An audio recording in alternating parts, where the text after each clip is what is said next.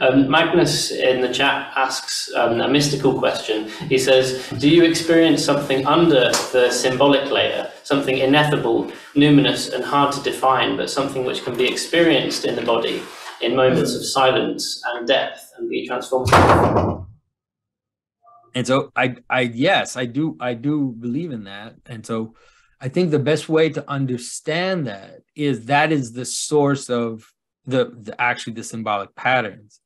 So you can understand that, let's say, at the core is something like a transcendent something which actually cannot be described, something that cannot be said, something that cannot be expressed, and you can access that.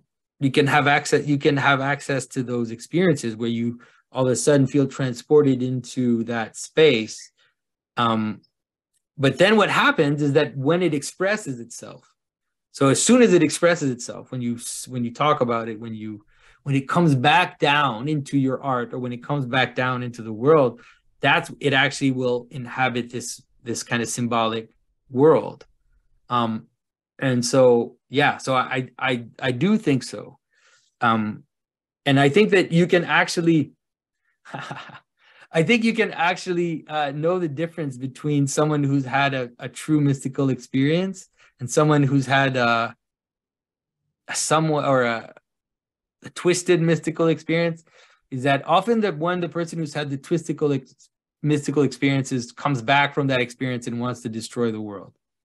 Like they're like, I experienced everything. I experienced like the mystical, ineffable root of being, and now nothing matters.